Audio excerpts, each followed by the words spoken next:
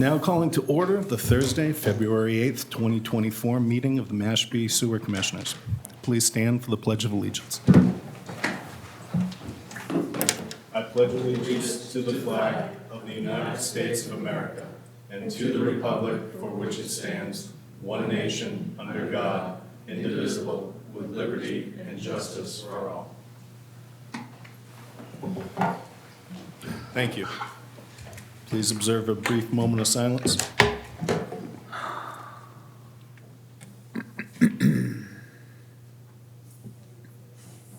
Thank you. Before we enter into our agenda, is there any business before this commission that is not on the agenda?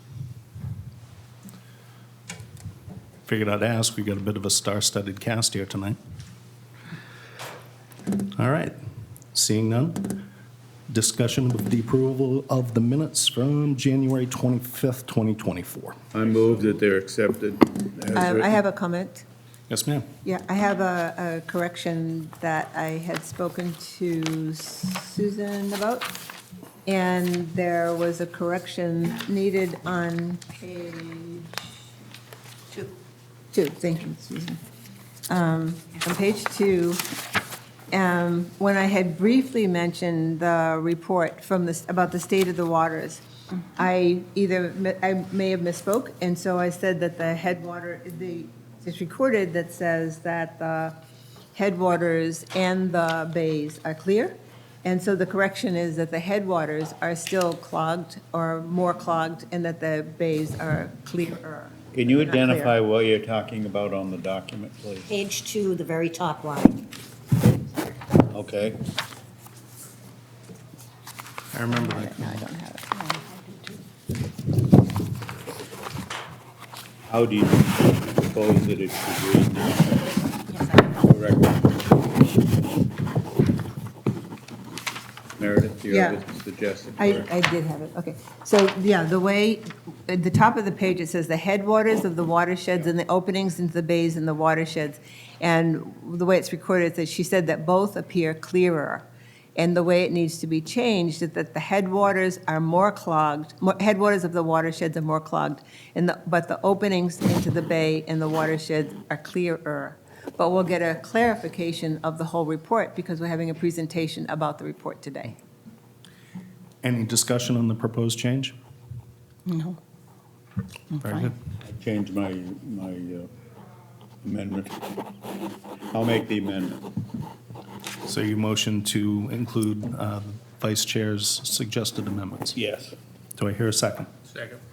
All those in favor? Aye. Opposed? Unanimous.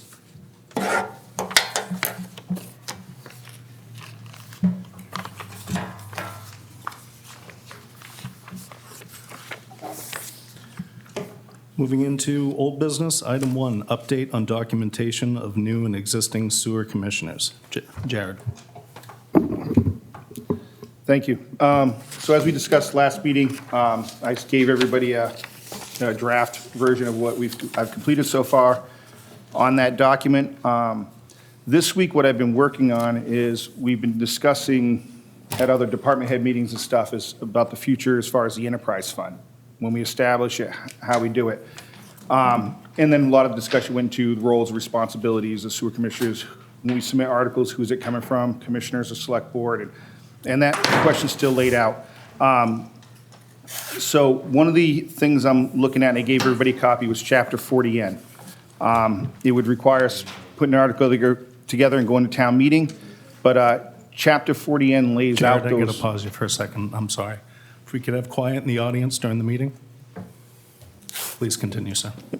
Chapter 40N lays out those roles and responsibilities of commissioners. It also, when you're running the enterprise fund, even though it's just a method of accounting within the town, it has provisions there like transferring the debt that comes from the town tax roll then under the enterprise fund, which then gets paid for by the rate users.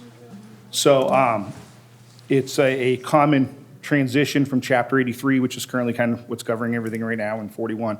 So I just brought it to everybody. Could we please have quiet during the meeting? I'm not going to ask again. Thank you. Please continue. So what I've done is just provided everybody a copy with the current law for your review, and then we can talk about it again in the future. But that's kind of where we're leaning at. You'll see the areas, I forgot that it wasn't in color, so it looks like it's supposed to be highlighted, but it's just a darker gray.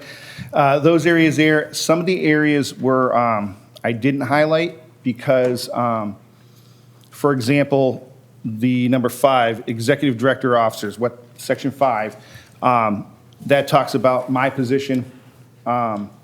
Traditionally, what I've seen in towns that have adopted Chapter 40N, instead of removing the superintendent, making him a sole employee under the sewer commission, they just leave him as a town employee. They go through the regular town employees process. And it seems to work very, very well. So I just kind of, if it isn't highlighted, it means it's probably something that won't apply here or shouldn't apply here. But by all means, read through that area, and if you think there's a reason why we should discuss it, then absolutely. I just have a question, Jared. Won't we be able to discuss this further in the agenda when you present the warrants for the enterprise fund? So this is more for the handbook. I'm not prepared to put that warrant forward yet. I think it's, I will touch upon it, though. You're absolutely correct. I will touch upon it, because if we want to do it this year, we kind of have to act now, and I can do a placeholder. I'll get back to that. Very good. Discussion from our commissioners. Yeah, we can move the microphones around. I just have one comment. We actually had decided to have a subcommittee to work on the roles and responsibilities of the commissioners and of new and existing ones, and I had sent out an outline that Jared has been working from and that we've been working on, and my 2 other committee members have decided they didn't want to be part of the committee anymore. So I just wanted to say that we no longer have a committee, it's just Jared primarily and me who are doing it. Well, your efforts are much appreciated.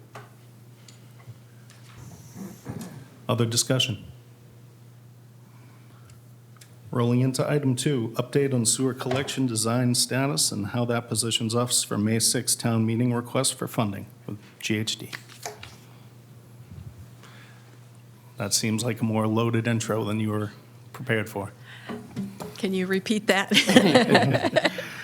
Update on sewer collection design status and how that positions us for the May 6th town meeting request for funding. So update on the Phase 2? Okay. It was on the design that you had mentioned in the last meeting, and it was kind of to get an idea of when the design, where the design was and how that might, because we're going to be moving very quickly to May. Right. And how that will help to position us for the town meeting, May 6th. Okay. Is this on? Yes. Okay. We have our contract. We're under contract. We're going to be kicking off with the town next week. That doesn't stop us from starting. So we're all in. We are off and running, getting surveyors out soon. We won't have anybody on the streets of Mashpee until we meet with the town, though, next week. So Phase 2 design is off and running. The Phase 1 alternate, that should hit the streets at the end of February. So we hope that you would be signed up with that contract in early April, very early April. And we are currently looking at our cost estimate for Phase 2 and making sure it's the right number. Verifying it for you now that we've got, we're that much further along with more bids in hand to check against. Very good. Is that Any questions on that? No, I think that really helps to clarify what you had brought up from the last meeting, just to give us a sort of a running continuity of, the design was voted on by the town, and you've been working on it, and it's just to get an updated status of where are we with it, how close are we, and will we have something to present to the residents in May when they have to vote on additional funding? Because if they're going to be voting for construction funds, they'll say, well, where's the design funds? What happened with that? So it's just a matter of clarification. and Okay. I appreciate that you Okay. did clarify it very much. I do have a question. What can the people in the Phase 1 alternate expect to be seeing between February and April? They won't see anything in the roads. That's the February and April. So February, in March, it'll be out on the street. Contractors will be preparing their bids, and we'll open bids near the end of February with contract award shortly after. Good. Thank you much. Any discussion? All right, moving on. Item 3, update on clarification of streets for sewer collection on the website. Back to Jared. Thank you. So there's been an ongoing communication between myself and environmental partners trying to get these diagrams laid out so people can quickly reference the road. Something always seems to get lost in translation, and when I think we've accomplished one thing but this needs to be corrected, and we get the correction, the other thing falls off. And it's kind of been going back and forth. So what I've set up is next week, mid-next week, I'm actually going to be trained on how to just get on the GIS and be able to produce these ourselves. And the intent will be then that at least weekly, I can get on there and upload a new layer if I need to the GIS with a link to the webpage to simplify so we can be more accurate, up to date, as opposed to every 6 months or whatever, putting up new maps. I'd like to be able to, what I envision is, like when Phase 2 comes out, we'll have an outlined area of the whole Phase 2 properties that'll be on it. And then as they connect, we can color them, fill in the outline and say, okay, you're red, you're gravity. If you're green, you're low pressure. And people have an understanding. And then ultimately, what I'd like to go to is then have the tie-in cards also linked. So when you click on there, you get your property card, you can also pull in your tie-in card. Excellent. So these are things that we're going to try to layer in, so there can be as much information at people's fingertips as possible. So instead of going back and forth, I'm going to get my training next week and hopefully start my path to being a GIS expert, so. How many days of training do you have? Which I've learned is a master's degree in a lot of places I did not know. How many days of training do you have? With this current system, 0 right now. No, I mean, how much are you going to get? Oh, this one, I'm going to start with a half day, I told them, because all I want to do is how to just paint lines right now, and then we're going to build upon that. Okay. Yeah, I can't take too much time off just for the training. I so. can help. Okay, perfect. Her background. This was one of the big items that Catherine had been working on when she was starting with the website design, and we kept trying to figure out how to get the GIS layers in, so she could be a great resource for you. Perfect. Yeah. But that's kind of where we're standing at right now. We're trying to get that. I do have a Phase 2 rough road list, but I'm not going to put anything like that out until after we've sat down, had our kickoff meeting, and town has made some decisions, and then we'll start putting that information. I don't want to give out false hope or false information. So, Fantastic. Thank you so much. Yeah, that's a good bit of discretion there, because I know when we've put out things that later changed for normal reasons, there can be some heartburn. So, good call. Questions from our commissioners? Seeing none, move on to new business. Item 1, sewer construction update with GHD. Welcome back. That one I'm ready for. Okay. Thank you, Andy. Perfect.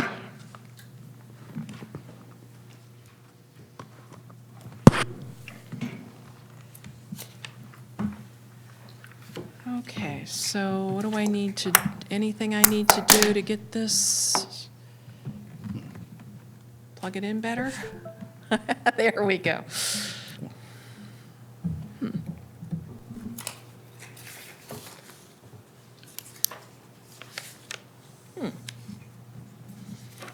Almost out.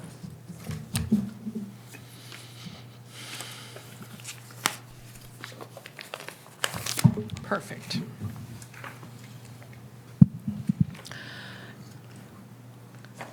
Thank you. I'm going to give you an update of what's been happening over the last month at all 3 of our Phase 1 contracts, beginning with the water reclamation facility.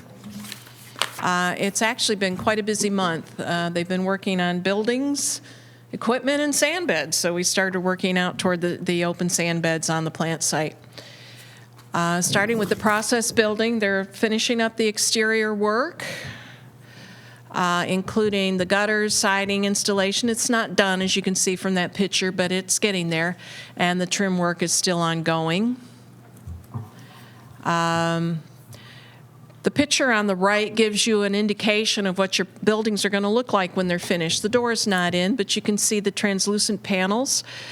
This plant really doesn't have windows. It has translucent panels that allow light in. They're also removable, those big ones, so you can get equipment out without taking down a wall. So you get the sustainable feature of having lighted. Often the operators don't even need to turn on the lights when they go in there to work. Inside, down in the basement, excuse me, come on. A lot of work has been done. You'll see on the MLSS room down in the basement on the left. I like this picture because it shows what these workers do. They've got their drawings up on the wall so that they know that they're building it correctly as they go. On the right side is a picture of the mechanical room, and you can see that the walls are getting painted. You got your plumbing going in, your floor drains up off the ceiling. You can see the ceilings painted. It looks a lot more finished and polished than it did a month or two ago. They're actually building equipment pads down on the floor so that your equipment will be off the floor, housekeeping pads, if you will. Electrical room is on your left, so you're seeing some panels, some work starting to get done. And there's a hallway on the right showing the plumbing going up overhead, copper piping running to the various rooms. The insulation is only partially shown because they place it where the pipe supports are, and they'll come back and fill it in later. I went the wrong way. Okay. Preliminary treatment building. This building, exterior-wise, is a little further along. It's almost done except for doors. And again, they won't be placing doors till the end, so they don't get beat up. You can see that they've got temporary heating going on here, so they're getting heat into the building to make it pleasant for the workers and protect the equipment that's installed. And last month, they were just starting to place the equipment. Now it's installed. So you can see your grit declassifier there, your screenings, your fine screens, and they don't have the floor panels in, they don't have the stairs in, but it's a safe place to walk around. And then on the right side is the electrical room. This is an isolated room in this building. This is your main electrical room. And as we mentioned last month, the MCCs won't be here for a while, but the panels are going in, so they're doing all they can. And now this month we've made some progress in getting the sand beds in place. This is your ultimate disposal of your treated wastewater effluent or your treated effluent. This is a look at the sand beds location looking out toward the buildings on the plant site. Here they're excavating for the sand beds themselves. That's the picture on the left. And the one that's above the words is them pre-assembling some of their HDPE or high-density polyethylene effluent piping. So that piping is fused, so it's basically leak-free. There are no joints once they're done with it. They fuse it together. So it's being pre-assembled on site. And then you can see from the second picture here that they just pick up that assembled piece and place it in the trench. So you see it coming from the effluent box, one of the runs coming from the effluent box being placed. They backfilled the piping. And then you can see the 4 pipes each one's going to one of the 4 sand beds that are being constructed for this project. We're also beginning to see some equipment going out into the process tanks. In particular, we've got our slide gates going in. Not shown are some diffuser piping in the bottom of the tanks. So they made a lot of progress for the winter months. And now, moving on to the collection system, the north end, really nothing has happened. That's what we expected. They did a lot of work last year, and they're taking a break from this project to focus on the other one. Again, they don't plan any work for the winter. The Sea Oaks condo units are on hold for now. Paving will be done on 2 of the roads once we get into the warmer weather. On the south end, they're still working. They finished up work at Quiniquisette Road, and began moving to Orchard Road. And this month, in February, they plan to continue with Orchard Road. This project also has the 2 pump stations, so you can see from this picture, this is the Falmouth Road pump station. They're continuing the electrical work. In fact, you see the panels on the outside on the picture on the left, and you can see the generator's been installed, the picture on the right. Unfortunately, I couldn't, nobody was working, so we couldn't get in to get pictures of the inside. Well, next month. Mashpee Neck is similar. This is the one, the siding's not quite done yet. They're waiting for some replacement siding, but the generator's been installed, and you can see that the panels on the side are in place. Where are we on cash flow? Contract 1, basically 61% into the time, and about 48% of the value of the work has been completed. We're in period 16. Oops, I should have changed that to February. Apologies, but this is February 2024, and, well, through January. And they've spent $14.39 million out of their $29.8 million contract. North, this graph shows the fact that they haven't been working there for 4 months. Not unexpected. And they are now about equal to where they expected their cash flow to be. And then the south with the pump stations, that's still going at a pretty good clip at $7.34 million, that they've worked their way above what they expected to spend. Any questions? I'll field the first one. Supply chain issues. Any new ones that you might be aware of? No, just the same old one, the big one. Commissioners, Madam Vice Chair. Sandy, I have a question for you. You mentioned it before, and just a clarification on what the alternate rebid. Can you just clarify what that is again? Yes. We are picking up the collection systems that were designed as part of the Phase 1 project that were not awarded due to the money that you had in hand. This includes the Brewster Road area, including a pump station. So there'll be a new pump station on the traffic island as you go into the Brewster Road, the roads within Brewster Road. There's some services being picked up on Meeting House Road. Those are low pressure. And then there's, I think, 5 small roads that are getting picked up. I could name some of them, but I wouldn't be able to name them all. No, as you're mentioning it now, I remember the plan of the alternates that had to originally come out of the budget and then put back in the budget when new money was found. So you're starting the work on those now? Yep. Okay. And this is construction, not design? Construction. Okay, great. Thank you. It's in Clarify. design right now. It is in design Yeah, right now? we've Okay. been designing it through the summer. Okay, thank you. Further questions from our commissioners? Hearing none, I see one in the public. Please come to the mic, sir, and identify yourself for the record.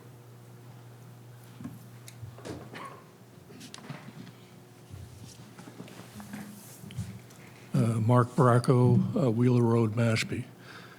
Does the pumping station have a redundant system such that if a pump gets clogged with sanitary wipes, they can shut it down and valve over to a second pump?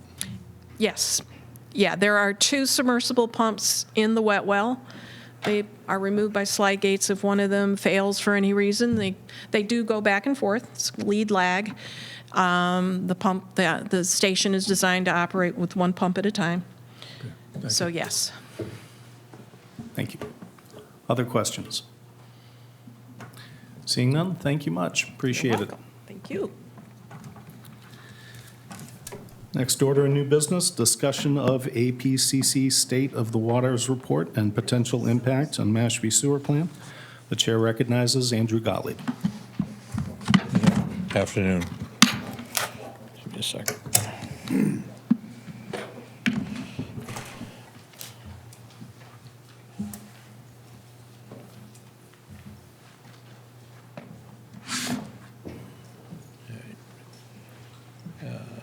Not sure why it's yellow.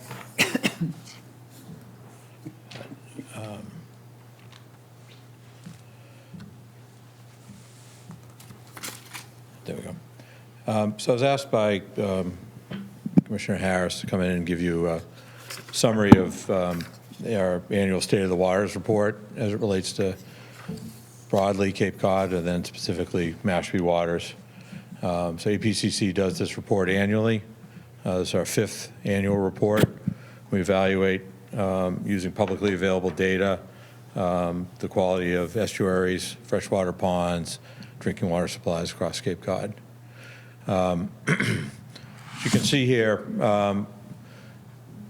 on the embayment side, the results are effectively the same as they were last year, which is that 90% of the 53 embayments on Cape Cod exhibit poor water quality during some or all portions of the year and in some or all stations within those estuarine resources.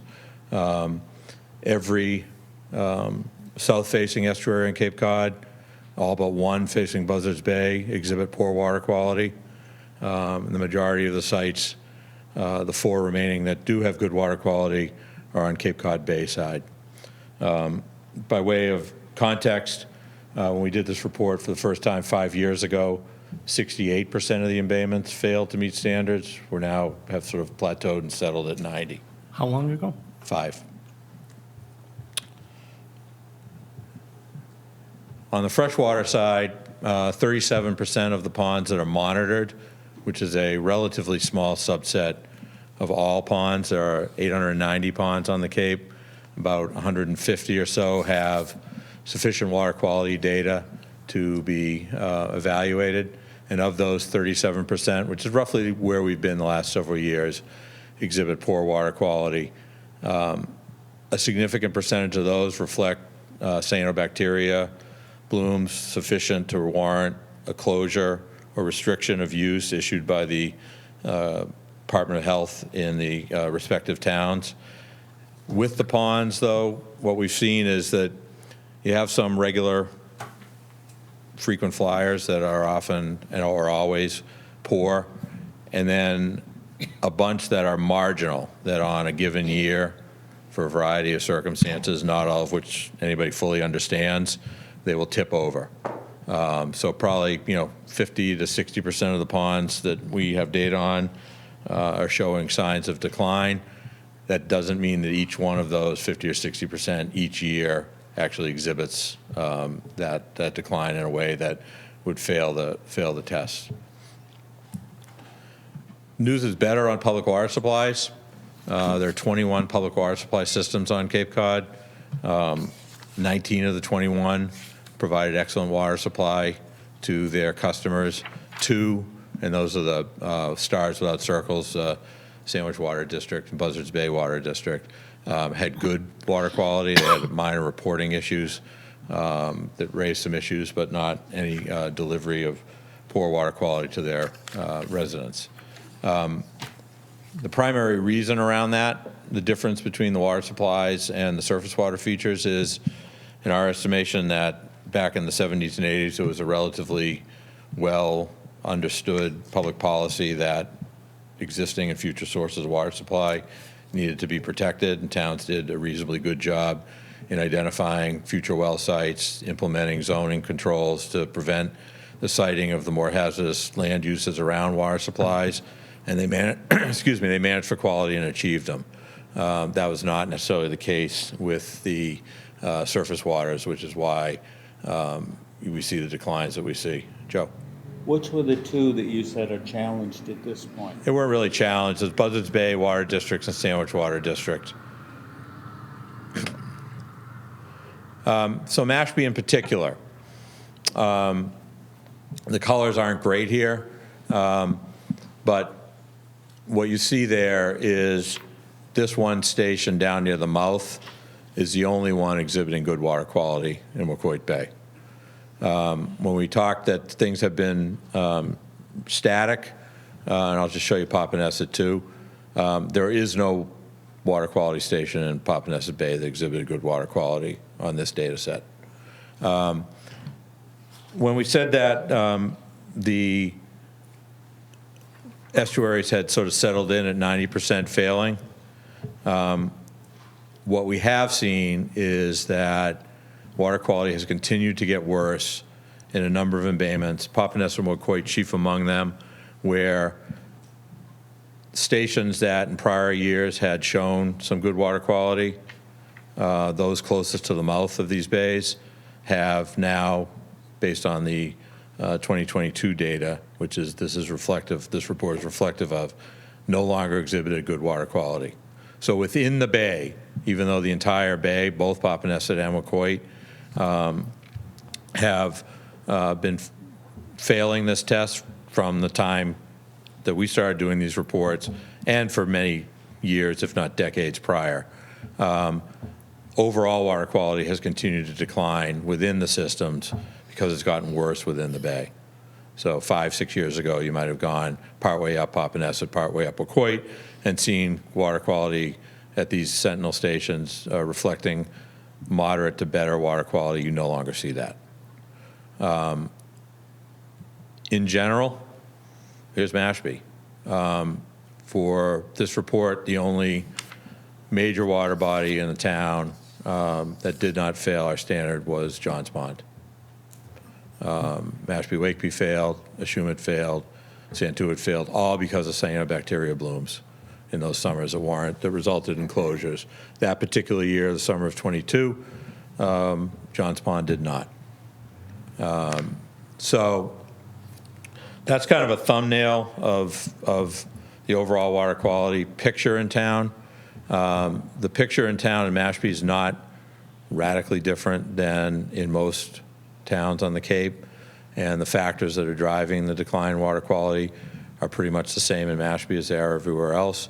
Inadequately treated wastewater, septic system loadings, being, in the marine environment, according to the Massachusetts Estuaries Project, 80 to 85% of the septic nitrogen load comes from septic systems.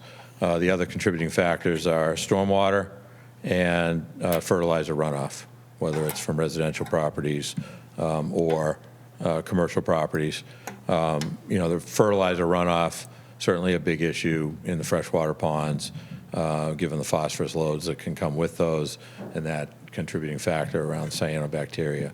So in very short order, that's a summary of what the report shows. For people that are interested in it, you can find the report at capecodwaters.org. And what it allows you to do, if you're interested, you can see the upper level view that we provided with the coloration of the individual water bodies themselves, but you can also zoom all the way into the individual stations and get to the underlying data that was used to do the calculations. For the estuaries, these are 5-year running averages. For the ponds, it's a 3-year average. And all the data that is utilized in this report, particularly for the town of Mashpee, is all your data. This report takes publicly available data and compiles it, analyzes it, presents it in a way that's visually easy for people to access and understand what it all is, but this is your information. The estuary data came from the work that is done for the town by UMass Dartmouth, the underpinnings of the estuaries, MEP reports, as well as the annual sampling that's done in collaboration with Ashley Fisher's department. The lake data is a combination of the monitoring that's done by UMass Dartmouth through the PALS program for lake sampling, in addition to data that's developed either by the town or by APCC under contract to the town on the cyanobacteria blooms. So, and with that, I'm happy to stop and answer any questions you might have. Thank you, Andy. Appreciate it. Questions from our commissioners? Madam Vice Chair. Yes, I have a question. Sure. Mr. Gottlieb, this is pretty sad. This is my first impression. My question for you, though, is there, and the sampling has been going on for 5 years all over the Cape, have there been any towns that have been able to show improvements in their water quality? And if so, how have they done it? The most we've seen thus far is some modest improvement in a few stations. Particularly, the two that come to mind are two upper Barnstable Harbor stations that in the northwest portion of Barnstable, but we haven't seen a lot of improvement yet, which makes some sense if you think about it, in that most of the interventions, as yours is, are relatively early stage. So, when this report started 5 years ago, the only municipal infrastructure were limited in Falmouth, limited in Hyannis, Central Core sewer area, limited in Chatham, and more broadly sewered in the town of Provincetown.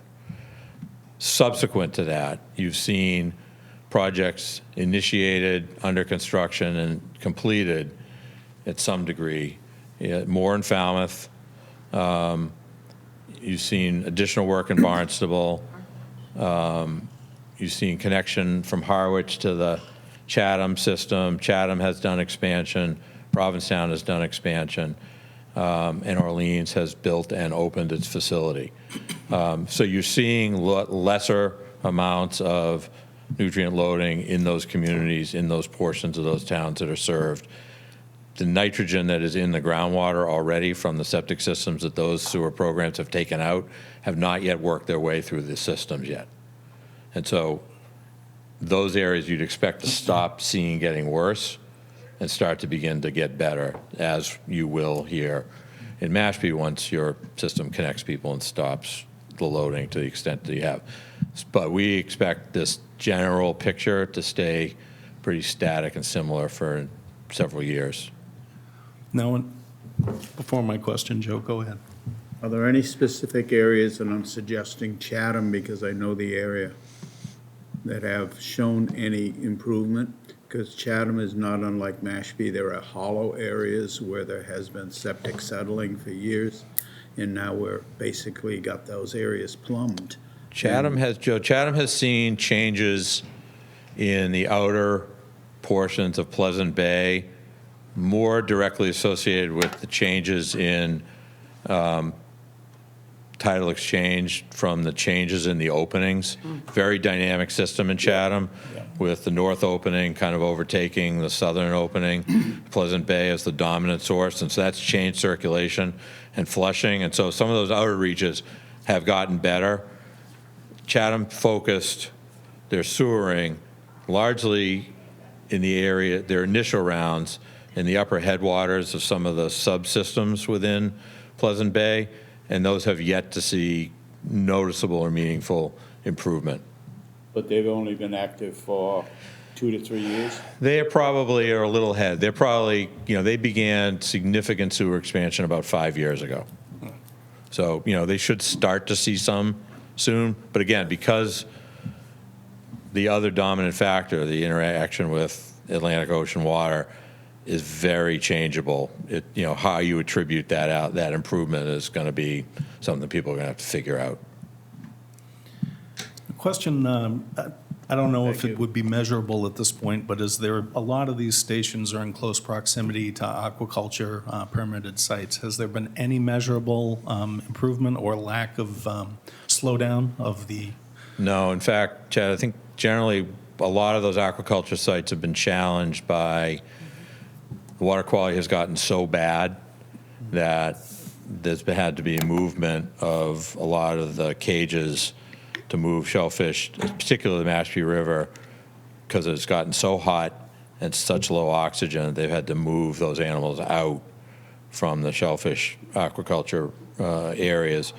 So I think you're actually seeing kind of the reverse, that it's gotten bad enough in those upper reaches that the thing that was supposed to help mitigate doesn't have enough habitat to be able to do what was anticipated being done. So I don't think there's been, I think the increases in load have overwhelmed the decreases. I think you could probably say it would be worse, whatever worse means.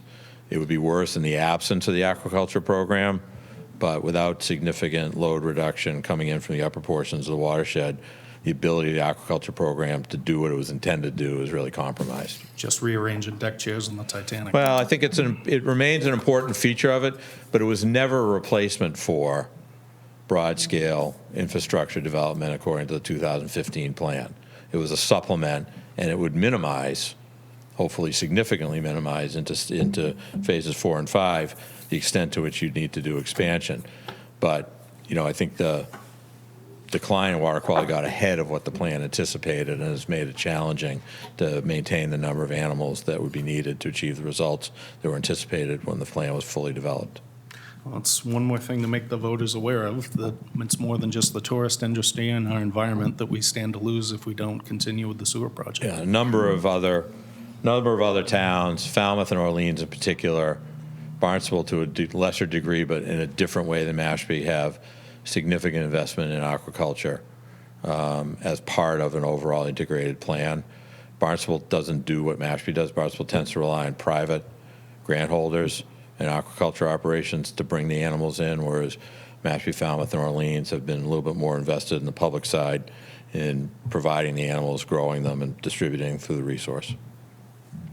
Thank you. Madam I Vice have Chair. another question. It would seem to me, that the information that you gave us is helpful, very helpful. And when we get questions from residents that say, are we moving too fast? Are we going too far? Are we, should we slow down and moving forward with the sewer project, with our intervention?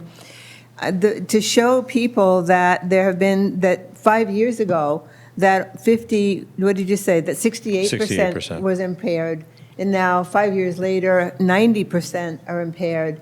So these are facts that are really helpful to be able to educate the residents, to share with them that we're not moving fast enough, but at least we've got some hope that we can make some changes over the next few years as we begin to keep moving forward. Yeah, I think the experience has been in other places off Cape where some of these mitigation programs are further well-developed. Then when you stop the loading, the systems have the ability to repair themselves. So you first have to stop the loading and then, see before you can even begin to see improvement. So it's a tough argument to make that you're moving too fast because you haven't reduced any loading at all Haven't done thus far anything with yet. the investment that you've made. Right. Jared? Yeah, I'd like to piggyback off that. I was actually at a meeting about an hour and a half ago, and Tisbury is now reporting that in the Tashmove watershed, they've only got like 60 IAs they've installed, but they've had no new nitrogen added. They've stopped the new construction. They've put in fertilizer regulations. They have aquaculture, and suddenly now they did anchor restrictions, so people couldn't anchor. Now the eelgrass is growing, the water quality's turned around, and they're like, there's no way this should have happened already this fast with what we've only done with using the TMDLs from the AP and everything. It required 800 systems to be put in there, and we're doing it at 60. So there is, I think it's that people get so wrapped around the sewer that we got to look at the whole picture. Storm drain management is a big one. The aquaculture is big as long as you can get rid of the point source.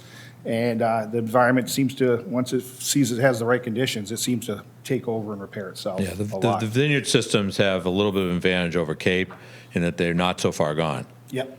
And so, in Tajmu and some of those other Edgartown, Great Harbor and the like, you still have remaining beds of eelgrass that can serve as the launching point for restoration. In our estuaries, those are gone. And so the road back is further. Yeah. But it's a really good example that if you just take some of the edge off, even beginning, nature will work with you and make things better. And I just have one more comment. This is a little bit of a loaded question, and it's more asking for your opinion as opposed to, but I know you have the science as well. But as the plans are being made, following the 2015 plan and then revising it and modifying it as we go, so if the bays were relatively clearer, at least then the headwaters and the flow from the estuaries, it gives us direction of where we should be, or clarifying the direction of where we should be going with the sewering, is my question. Is it clarifying? I I think the underlying premise of the 2015 plan remains valid, which is that you concentrate your initial investments in the area where you're going to get the greatest return in terms of reduced nitrogen loading for money spent. And, you know, once you begin to see improvement, then you continue to invest in steps according to what the resource is telling you in terms of its remaining needs for improvement. You have a very dynamic plan, and it was always intended to be adaptive in the sense that, you know, implement, evaluate, make the next choice. You know, things are changing. You know, there's additional development, more load, septic regs have changed. That's going to work as a counter to that increase. Temperatures are higher. You know, climate response has changed over time. And so, you know, there are factors that make things a little bit worse. There are some factors that make things a little bit better. I think one of the observations of a lot of these systems is much with a lot of natural systems we're seeing, especially in the climate response, is this sort of negative feedback loops. You know, one thing happens that makes everything a little bit worse, and it fosters things getting a little bit worse. So more nitrogen in the water, warmer temperatures, more algae grows, kills off the eelgrass. That settles on the bottom, makes the eelgrass harder to restore, doesn't give it a base to grow in.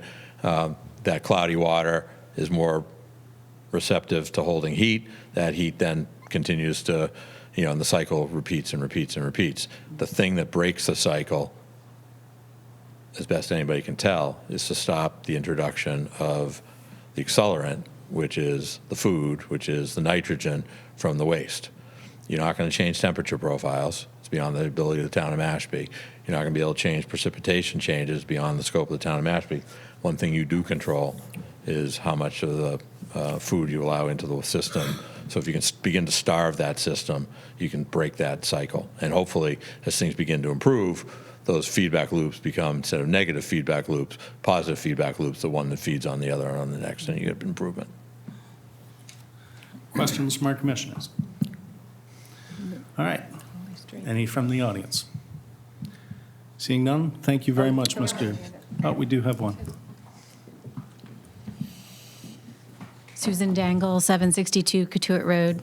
Mr. Gottlieb, could you comment on the fact that I believe this is the 2022 data? Yes.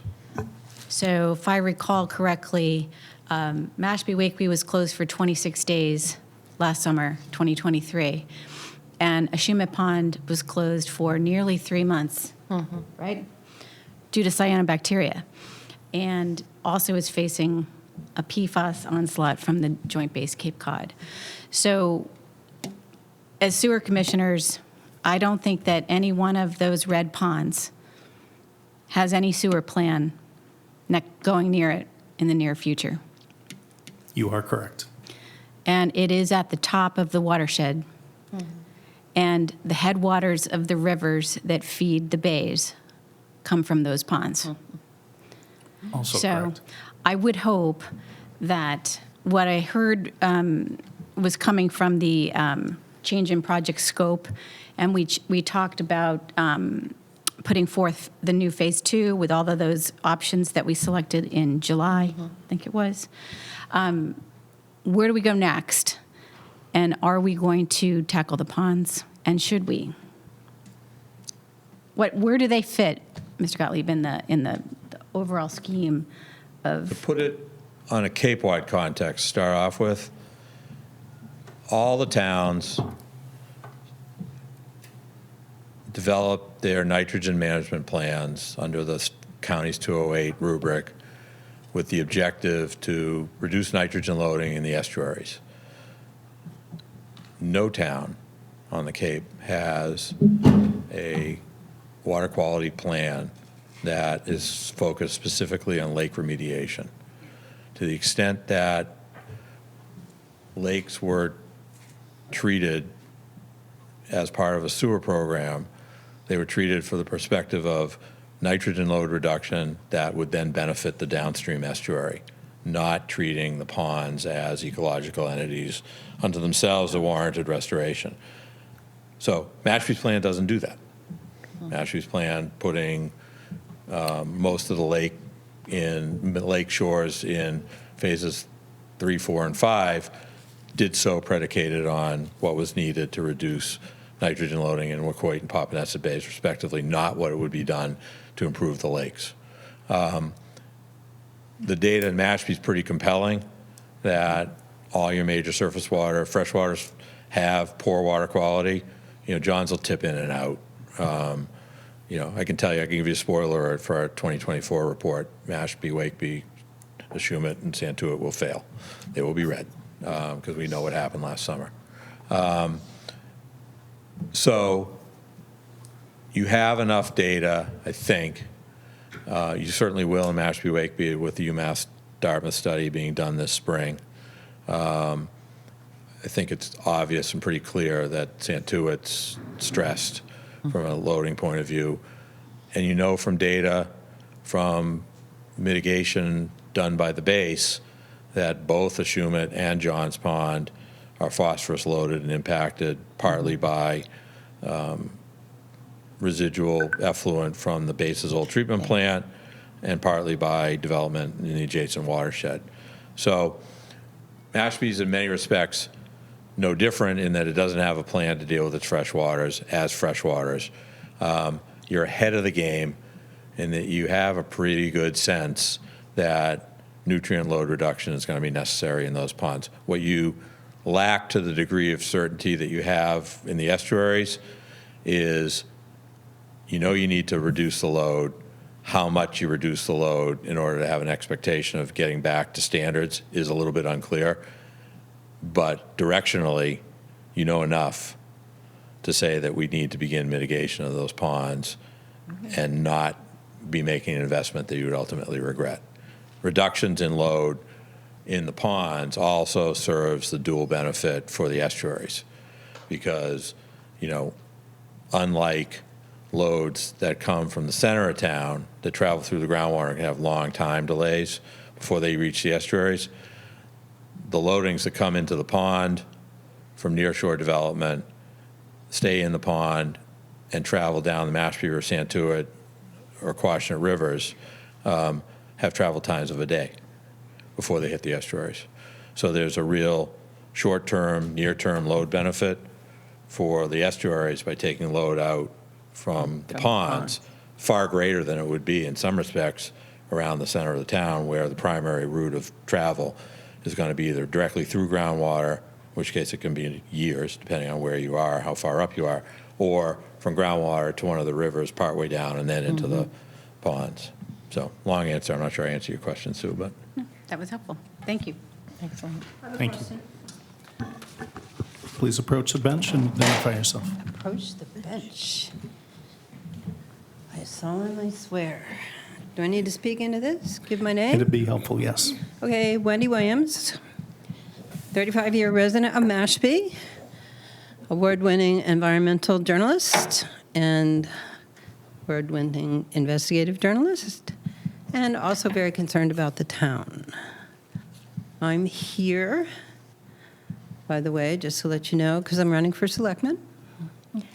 And I want to ask Andrew a question. Shoot. I hear a lot about these UMass Dartmouth research studies, but I personally have been unable to find any published data. I'm looking for published research studies in juried publications. Meredith, I think you probably have a pretty good idea of what I'm talking about. And I haven't been able to find any of those. I'm sorry to say that the man who led this research for a long time is no longer with us. So I would like you, Andy, to direct me to the published science studies that have come out of this, 20-year, 30-year long project.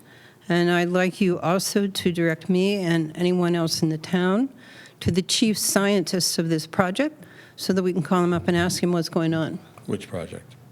The UMass Dartmouth study. Any of the UMass Dartmouth studies So all the that UMass are discussed, I haven't finished, that are discussed frequently here, but we don't have any actually published results. So I've been looking for them. Maybe I don't know where to look. So just tell me, what journal have they been in? Where, who else has looked at the work?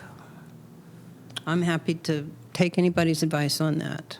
So the UMass reports were provided to the individual towns, so they are a matter of public record. So they weren't juried.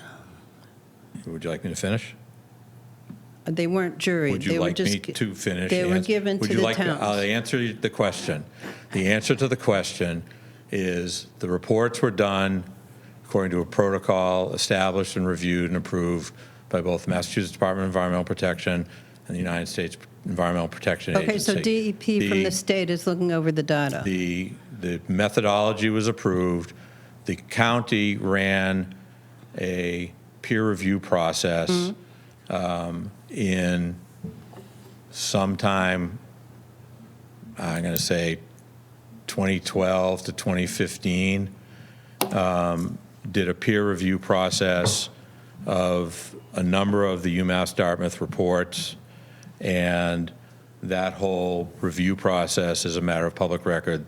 It can be attained by the Cape Cod Commission. Each and every one of the individual reports is available at the respective town halls. There's links to the reports in the Cape Cod Commission's 208 watershed reports, which are updated annually. You can find it on the website. And if you want the data, you can follow the data by following the report that I showed here. All the underlying data is reviewed or published in this report. So there aren't any published studies in juried publications. If the peer review at the county level is not the kind of peer review or the level of peer review that I'm looking for. Again, this is not because I'm saying the information's wrong. I think the information may well be quite correct, but the information should be published in peer-reviewed journals where other scientists can comment on it, and I've looked for that and I haven't found it. Well, I'm not saying, again, that it's illegitimate. I'm just saying the avenues that I'm used to pursuing to find out how legitimate a piece of science is, I haven't been able to follow. Meredith, maybe you have an answer. I'd like to respond to that. When Catherine and I were doing a review of the website and trying to be sure that we had enough information for residents to look, you can look at the Sewer Commission website, because we did compile many of those articles, and they also have, many of those are jury reviewed. So Okay, I did, thank you for mentioning that. I did look through your site. Thank you for doing that. It's very important that the public And has as many much of- information as possible. But many of the reports and the data and the publications behind the reports are on the website. So if you need I didn't find what clarification I'm with looking that. for, but maybe I don't understand how to use it, so you might be able to help me with that. The other, Well, the other part, if I might, the other part of the review process, whether you find it satisfactory or not, is when the technical reports from UMass Dartmouth are provided to DEP, DEP then takes them and develops what's called total maximum daily load. That TMDL is put out for public review and comment. It's reviewed by DEP, approved by DEP provisionally, and then approved by EPA after their own public review and comment. So Okay, so I don't really care what DEP says, that's not what I'm looking for here, but I would appreciate it if you would direct me towards now the chief scientist running this project so I can contact that person. I don't know. After You don't know Dr. who the Howe's chief scientist After is? Dr. Howe's died, I don't know how they've reorganized UMass So Dartmouth. we don't can know probably who's help you running the with that. show. What? The commission can help you with that. Figure that out. Okay. We'd be happy to. Because I need to talk to somebody about the background of that research. As everybody knows, I'm doing a book about Mashpee. It's called Jeans River. I can talk to you more about it if you want. So I would like to talk to whoever's taken over Brian House's project so that I can interview that person for the book and also for my information since I'm running for selectman. Meredith, I would appreciate it if we could talk later and you can explain to me more about what I need to know. Sure, if we have access to the website, I'll be glad to show you. what Okay, we've got. great. Thanks very much. Other commentary or questions from the public? Hearing none. Thank you, Mr. Gottlieb. Thank you. Appreciate it. That was extremely informative.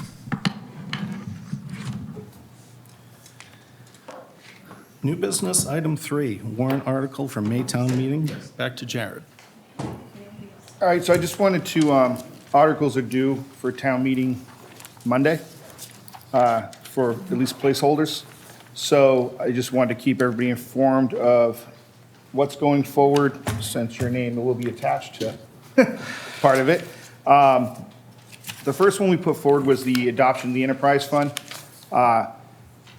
This is just so we can establish it, but it's to go in effect in fiscal year 2026, with the intent that we'll have a full year to actually build it, make sure it's done right, instead of trying to slam something together after it's approved in a couple of months and get it going by July and having a not well-thought-out plan. So what we did is we wrote the article for it to go into effect in fiscal year 2026, and that'll give myself and the finance director time to put together the enterprise fund.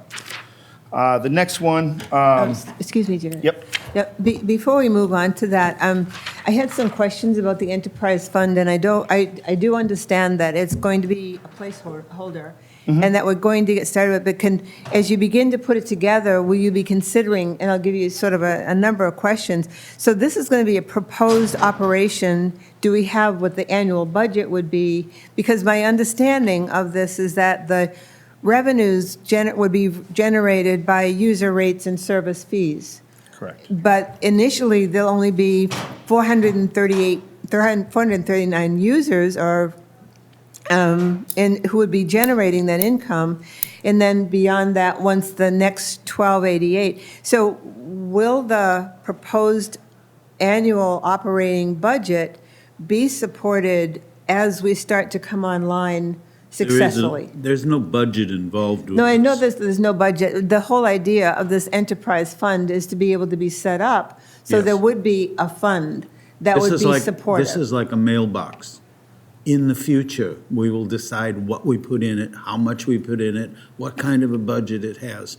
But it creates the mailbox so that the town will have a recognized destination for revenues, and it won't go into the general fund and be lost. Okay, that I understand. That clarifies So where my there's no questions other- are going. There's no other No. clarification needed now, because we're not creating an active thing. What we're doing is making a place mark to keep the town from getting funds screwed up.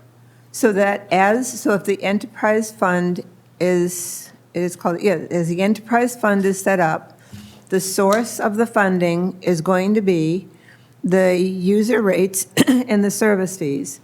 And there's no, I don't know, I'm so hoarse. There's no real danger, I would hope, from what you propose, that the plant and everything is going to have to be operating. The wastewater department will have to be operating before the funds are actually available. I think, I understand where you're going with this. You see what I'm saying? Yep, You see so- what I'm saying? So, Yeah. just so I can lay it out so everybody understands, so that when you do an enterprise fund, it does not mean the wastewater department is no longer a town entity. We are still a town department. What you're doing is you're establishing an accounting method where we retain our earnings. So we can budget for a surplus to make money because we have a project coming up and we want to do like a good business does and save money to do the job and maybe put it ahead beforehand. Or, but it also has a trigger in there for the town taxpayers where if we do not make our revenue that is required to fund our operating budget, the town has to subsidize us. Okay. So it's a That's what I subsidy. understand. The good part with the enterprise, though, with the subsidy is the town doesn't have to just say, here, we're subsidizing you, and we lose the money. The town can basically say, we're subsidizing you for right now, you now have to pay us back, and we start making business decisions to do the generate. So it protects the rate users, and it protects the town. And that includes our salaries. Anytime we ask for equipment or salaries, the intent is, like any business, you would not go out and buy a new truck unless you can afford the new truck based off of saving it, as opposed to just raising taxes. So in essence, like when we do the enterprise fund, my salary, which is currently on the tax roll, would decrease the tax roll because it would now roll into the enterprise fund and not the tax base. In fact, the enterprise fund is required to pay back with the town. We have to come up with an agreement where I would pay, and I'll use an example of my last town, Tisbury. I paid 5% of everybody's in the town's salary because in one way, shape, or form, I used the town manager, I used the finance director, I used the tax collector, and therefore, as the enterprise fund, I need to pay a portion for that use, and that's when the town will sit down with the enterprise fund and decide what level that is and how we're gonna break it out. We also cover our own benefits, retirements, everything comes through the enterprise fund. So it helps the taxpayers, but there's always, as the department head, if I have to run on a subsidy after the first couple of years or longer than people approach, that doesn't look good on me. My goal is to get us into that black as quick as possible. I also remind everybody that when we start up, we're virtually starting debt-free. The enterprise fund is not responsible for the construction contracts. That is still, because it was voted on to be a tax base through SR funding. So I don't have to worry about making those payments, at least in phase one. So everything we earn will go back into the operation of the plant. So, and it's just my job to try to balance costs and expenses. Does that satisfy your question? Yeah, I'm pretty sure it does. So there is definitely going to be an operating budget for the wastewater department, and that it will be fully operational because it has to be able to run, and that it'll be running.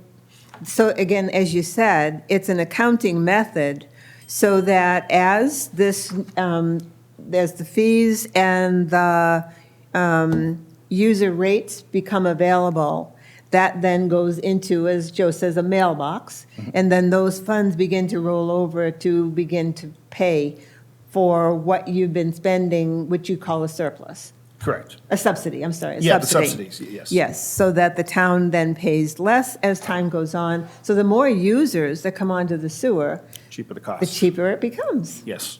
So let's get out there and get people hooked up to this sewer. Yes. Bring on phase two. Thank you, Jared. And then the last one I think I put forward right here is the spending article. I already noticed one spelling correction at the top, so nobody needs to point it out. I already fixed it on my original copy. But this article is for the 88 million. It's a placeholder for phase two.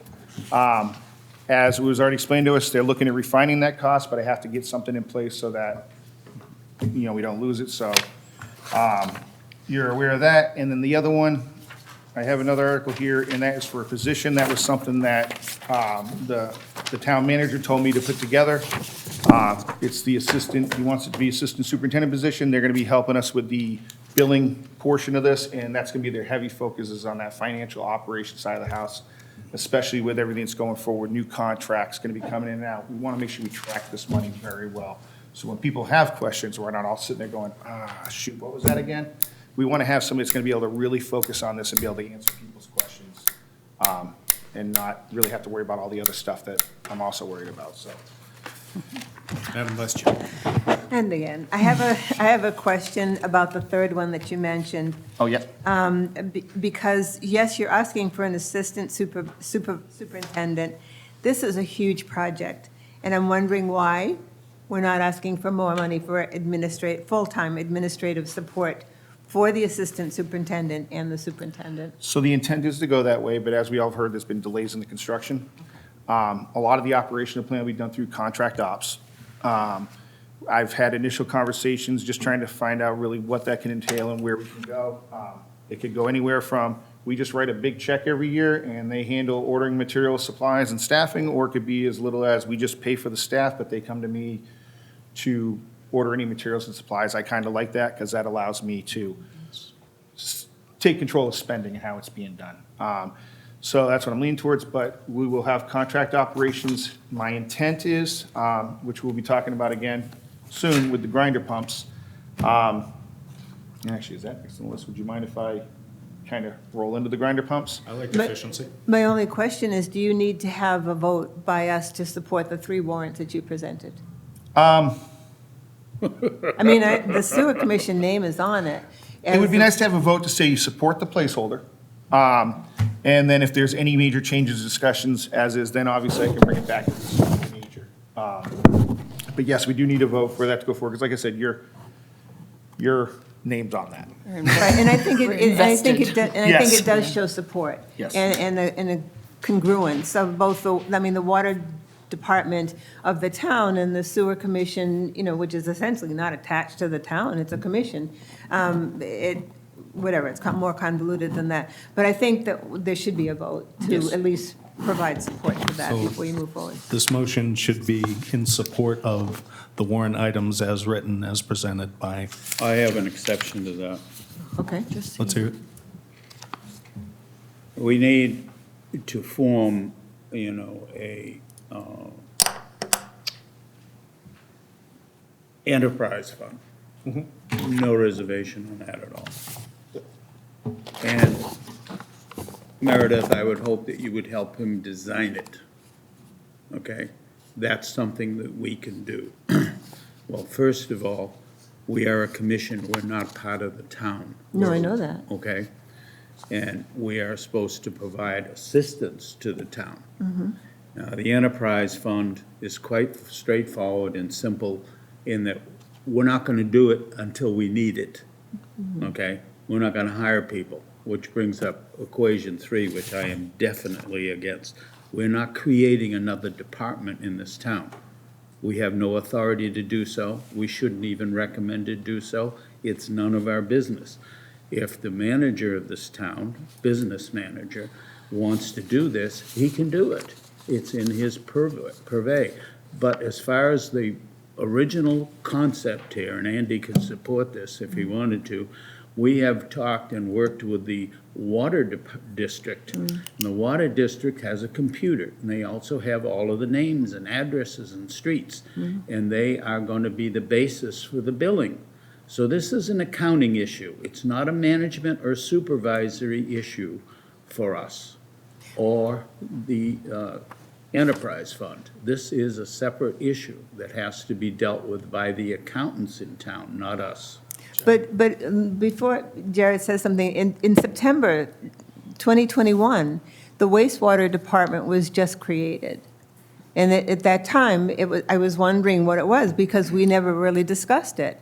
But the creation of the wastewater department. That was so we could hire At that Garrett. time, it consisted of the town manager and the wastewater superintendent / engineer. You recommended it, and we agreed. We didn't recommend it. No, it was, but in going through documents for the commission, it was created in September 2021. So I guess I don't understand. It was that- created by the town, By the town manager. yes. Yeah. Jared, you had something to add? I'm sorry, go ahead. Yes, so the position, actually, I was actually looking for an administrative person, and the town manager recommended we go for this other position. The question comes in about the billing. You'd mentioned the billing. So the intent was, yes, the water department had a computer system with everybody's information in there. They're probably not going to be able to do our billing for us. We've had extensive conversations. We've even met with the town manager, finance department. Due to the type of billing system they have, it doesn't allow them to separately break it out. And it also doesn't, we have a lot of town, not a lot, but a few places that are on well still, condo thing, they're not going to read those. So in essence, we're going to end up doing it ourselves. We're going to end up doing our own billing. It's really not a big deal. What system we use, if we use Munis, which is currently what the town has, it's just getting that version of the program, training somebody on how to do the billing cycles, and I can go out and do meter reads and everything else. It's not a big deal, but we got to have the person track that. We're going to be doing permits real soon for everybody that's tying in, 400 and something of them. We have to, keep track of that. Meanwhile, still going out and doing inspections, still working. So this position is going to be starting, doing a lot of just that in-house administrative, but the intent is to expand. The grinder pump issue, like I was talking into, originally the town was not going to do anything with grinder pumps. That was a recommendation. And it wasn't a wrong recommendation at the time, but there's a different point of view. I'm an operator. I can fix grinder pumps, hands down. Easiest thing in the world. If you don't know how to, it's kind of a scary thing. We don't want to deal with it. In this case, we do know how to. So we go in that direction of ownership of the grinder pumps, which means the O&M agreement, which means now we're eligible for SRF reimbursement, which I believe you're still looking into to make sure the DEP is in concurrence with that, right, Sandy? For the FRF funding. So it could be a reimbursement for us, or it should be a reimbursement for us. So with that, we're going to need people to handle the collection system. So after the system's built, at some point, we'd like to hire staff to manage the collection system, which also allows us to maybe train them to become wastewater operators, which means then we get rid of contract ops, which is a lot cheaper to keep the operations in-house. But that also allows us to build up the revenue, get everything in place, and then, like any good business, when you've built up the revenue and you can afford it, you start bringing in that additional staff. It does save us money in the long run, though. So that's kind of the intent of where this is going. Yeah, thank you for your explanation, Jared. I understand your explanation, but but I also accept what Joe said, that it's more of an administrative issue, And so wouldn't this warrant be more appropriate coming from the select board? Actually, As opposed. I get what you're saying. coming My from the s- apologies. It does now say that when I sent it up. Okay. I had copied and pasted the open in the last portion of the whole Okay. thing, and I got it from somebody, and so I did correct it, and it has gone upstairs to Terry with that correction to be reviewed by the town attorney. So maybe it would make a lot more sense if we come back to, again, looking at the separation of the wastewater department, which is a town department, and the commission, which is a different entity, to then have the, as Joe said, the enterprise fund and the funding for the furtherance of the sewer commission be the two warrants that we consider. That would be my recommendation for our vote, that of support for the two warrants, and then the one on the creation of administrative support, the assistant superintendent, be a warrant that then comes from the select board and not from the sewer department. I mean, not from the sewer commission. You live with that, Jared? I can live with that. Can live How with about you, Joe? Yes, there's just one inkling on the warrant for the $88 million. Yes. That's a two-part item. The way you've done it here, it's all one. It's not one, it's two. We could recommend that, A, we establish the Department of Wastewater Management. B, we recommend the town vote to appropriate the sum of $88 million. And 3, we recommend that that becomes a ballot question for the $88 million, that it is used as a, I just lost the words, 2.5, Andy? Oh, Prop 2.5, the It's override? Proposition 2.5 is what that ballot question for debt exclusion is, 2.5. So those are 3 things I think that make sense for the sewer future, and we should support them.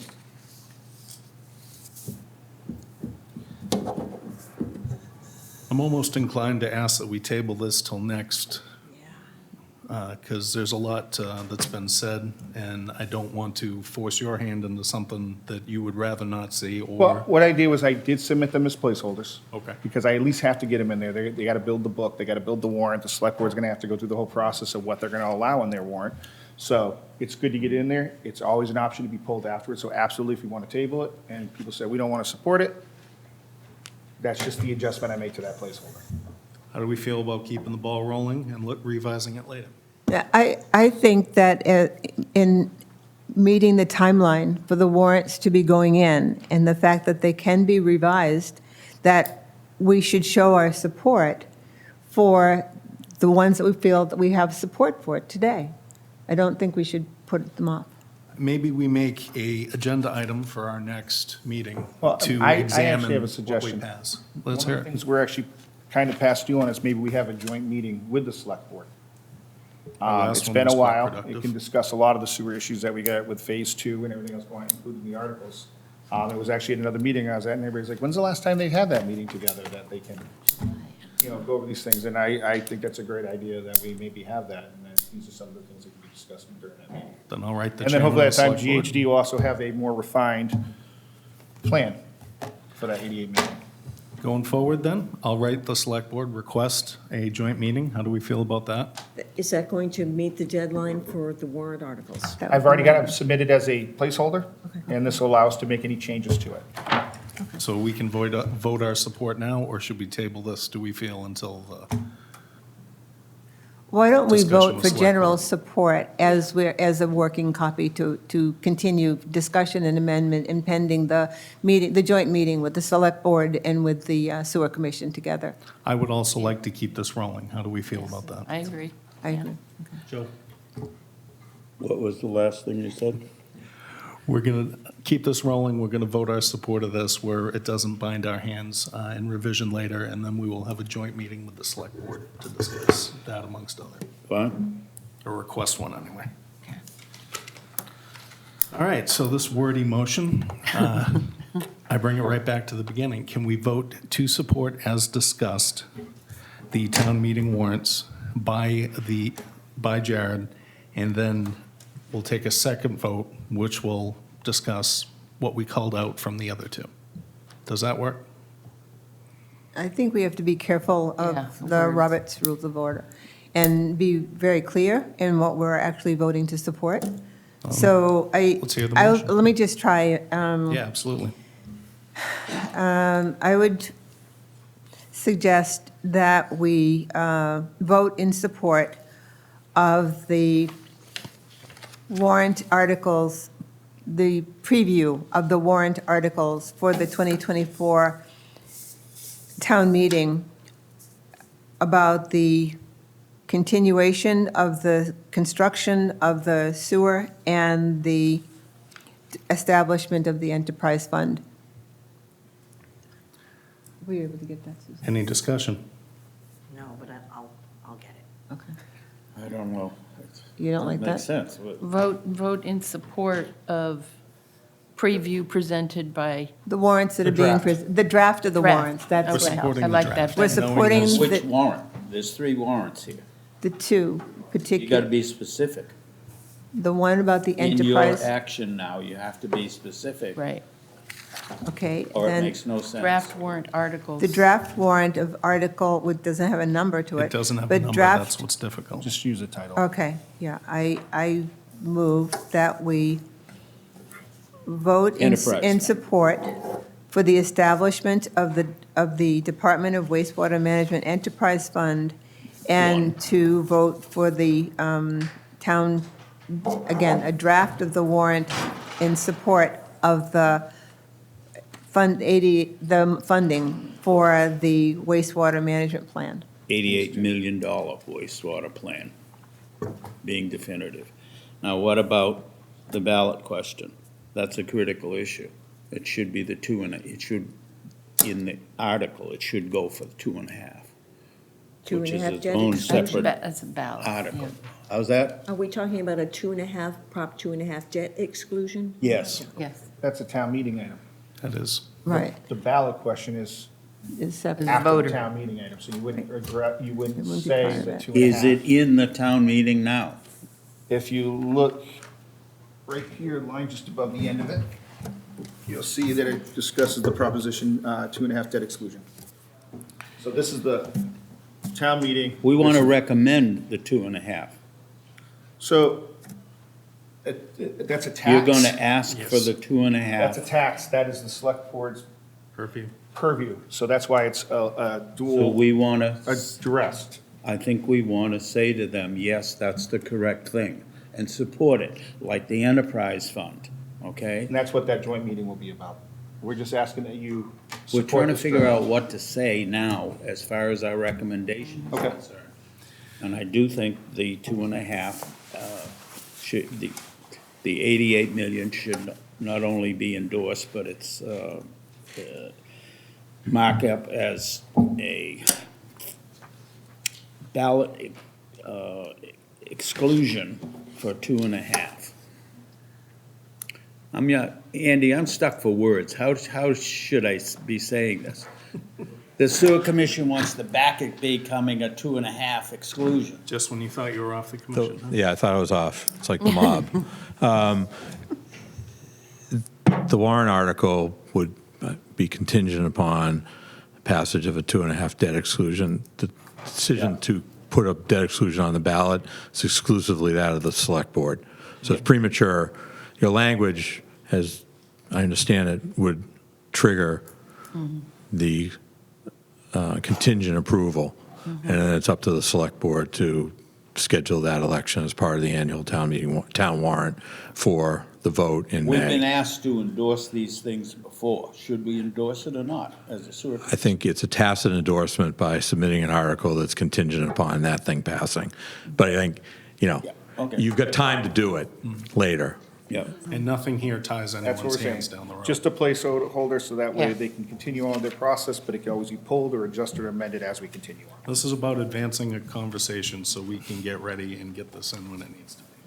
Okay, so I move that we support the draft articles as presented by the wastewater superintendent, Mr. Meter, as presented in this meeting. And we come full circle. Do I hear a second?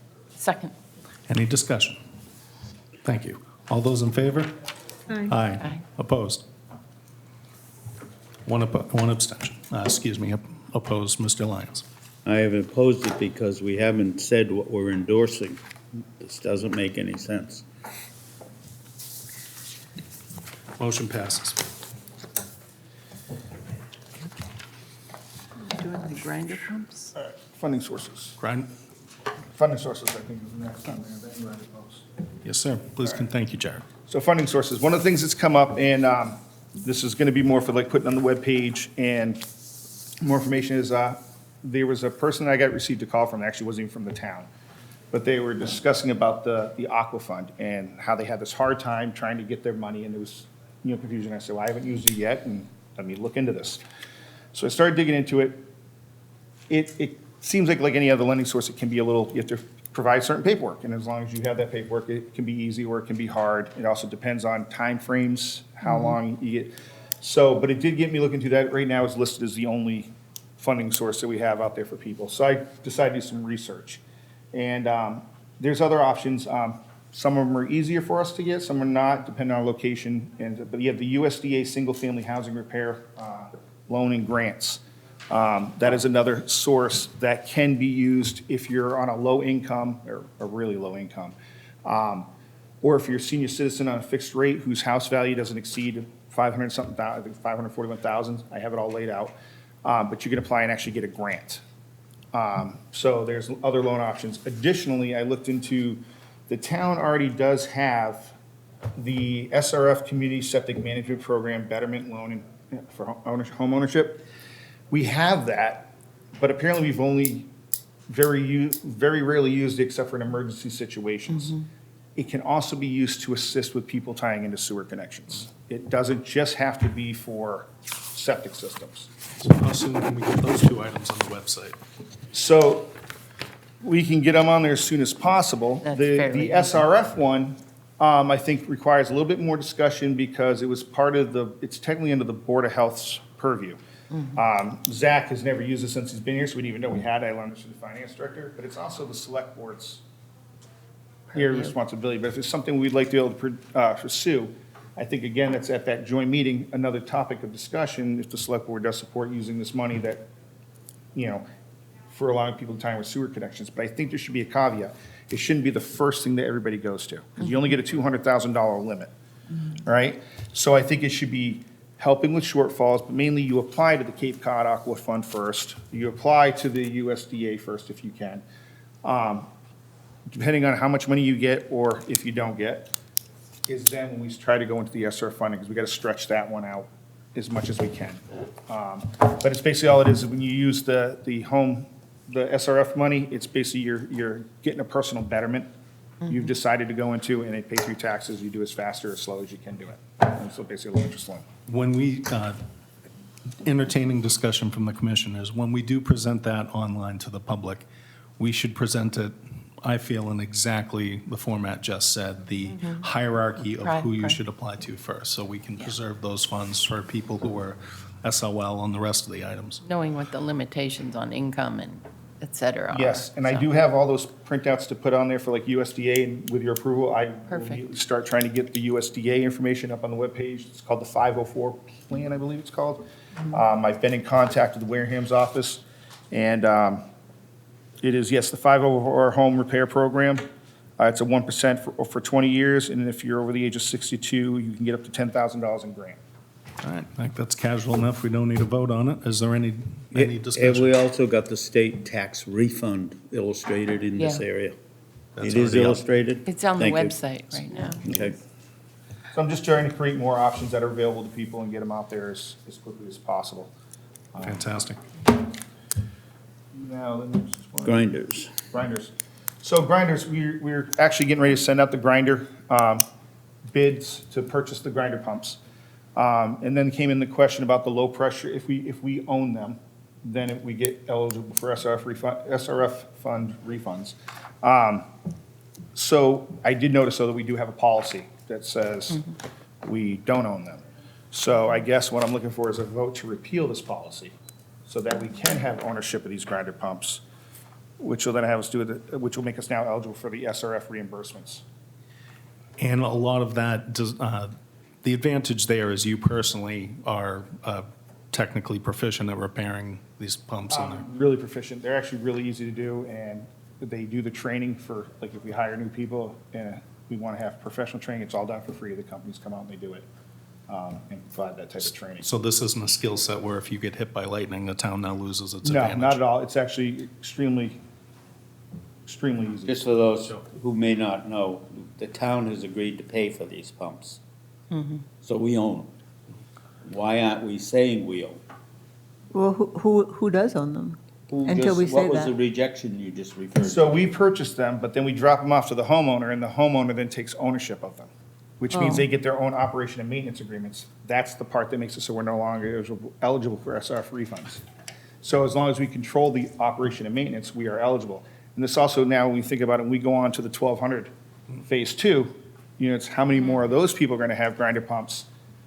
We probably really want those reimbursements then, and not continue on the same path. So you're recommending that we repeal from the rules and regulations the fact that the. Policy number 2. Policy number, so that seems pretty straightforward. Yep. We're recommending that the selectmen reject the policy we have now. Because we don't make policy. Actually, it says it was approved by the Sewer Commission, January 26, 2023. And you can make policy Yeah, we do. when it comes to collection system Yeah. and stuff like that, absolutely. I'm just curious, if I could, do you have an idea how many grinder pumps you need to purchase for Phase 1? What do we have in the Phase 1? Probably about 33. 33. And not all of them are full chambers. 3 of them, because we did a 10-to-1 ratio for the spare pumps, or is it going to be 33 plus spare pumps? I mean, not really, but. Okay. We have 33 homes. Okay. Ish, maybe it's 35, maybe it's 32, that will require a grinder pump. Okay. It's a little less than 10% probably. Okay. Curious. So we're already asking quite a bit of our voters and homeowners to keep this ship afloat. I like the idea of relieving any burden we can. Yes. From them. So this, I am very much in support of what you're doing here.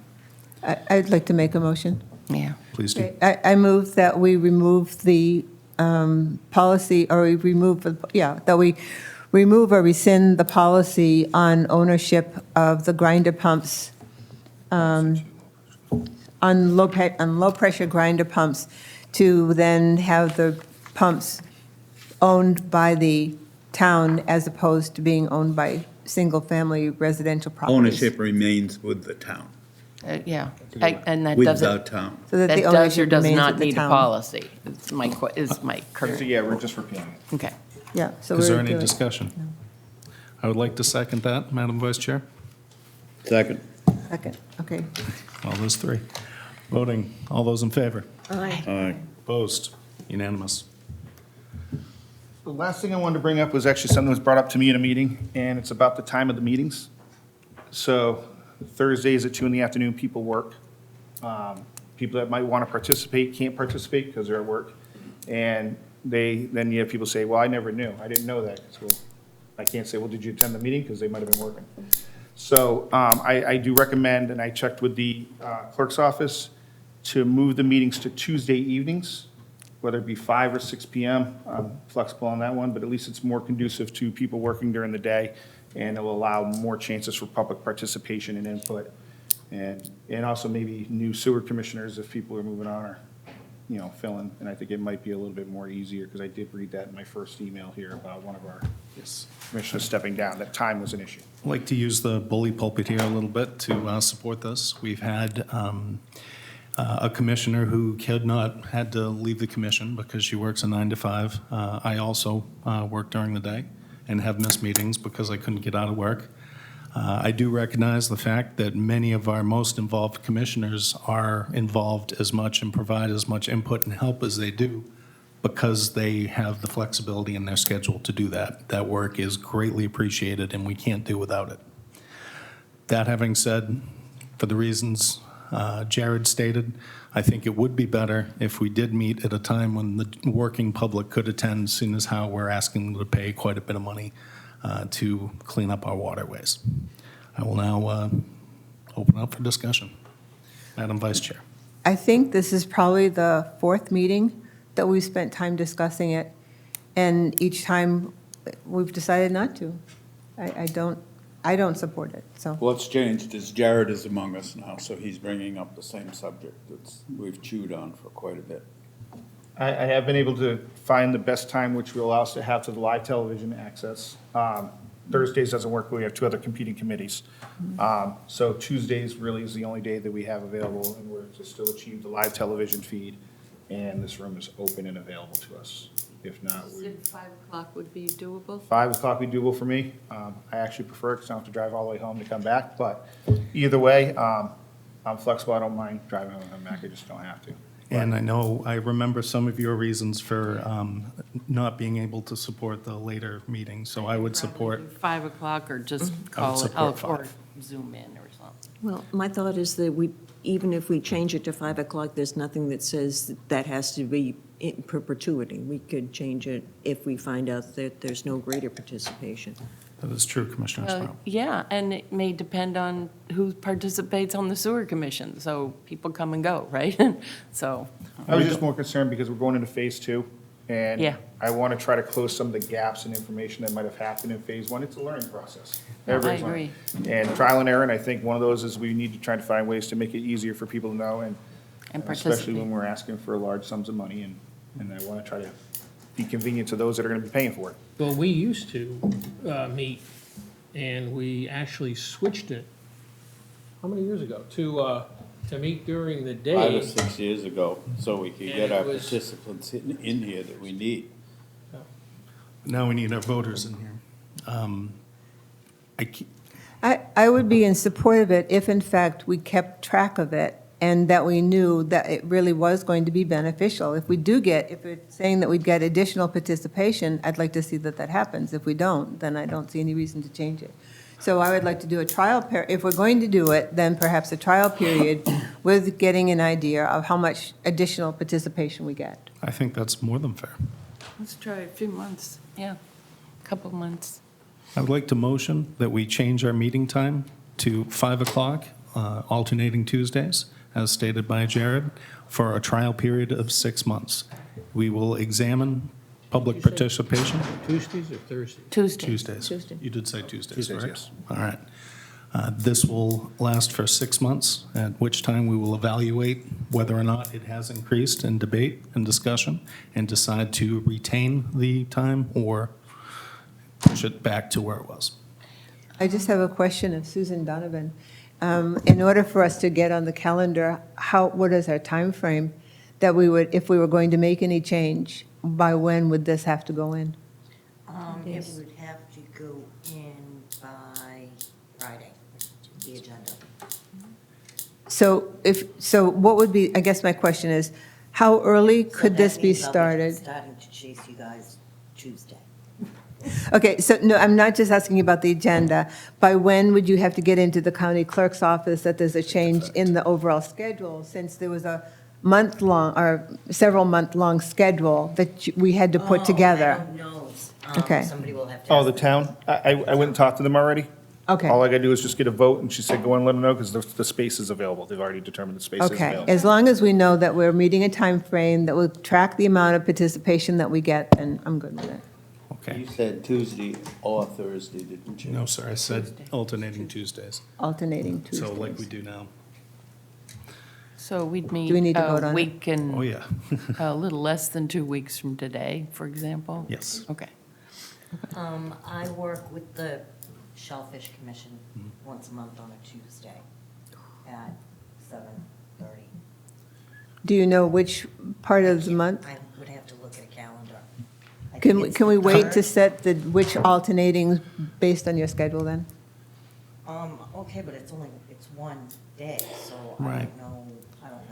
It feels like we have the support for something I We'll felt just strongly work about. out the details. This commission We'll work out will the work with details. you Yeah, we will. if there's an issue. You You've, can work it out, right? you're invaluable to us. Cognizant of her needs? Yeah. Yeah, okay. Absolutely. All right. Okay.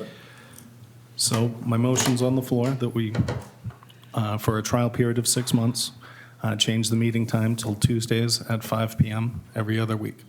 I second that. All those in favor? Aye. Opposed? You're still my friend anyway, Joe. You're still my friend anyway, Joe. Oh, Thank you very much. Jared, you've succeeded where I have failed. All right, moving on to item 7, website revision review. I'm just grateful that we're moving forward with the maps. That's super helpful and probably the biggest concern of mine right now. But let's revisit this in a week or two and see where we're at. And I'll start looking at the documentation again. Yeah. Okay. The documentation, the streets, and also the policy on the We have to- grinder pumps. We have to remove that. Okay. Questions, comments from our commissioners or the public? All right, seeing none, I'd like to thank Mashpee TV. I'd like to thank Mr. Gottlieb, and I see a hand from, come on up. The chair recognizes Madam Selectwoman Colombo. Thank you. So you don't need my address? Okay. We'll find it. I hadn't planned to speak today. I want to say that I'm a trained researcher. I have 15 years of experience working with other trained researchers across a large university in all kinds of disciplines. Andrew Gottlieb has already left. I wanted to thank him for his presentation.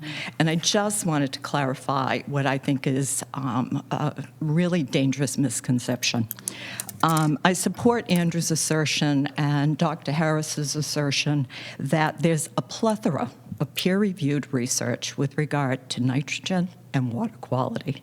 That's undeniable. It's there. It's been there for many, many years.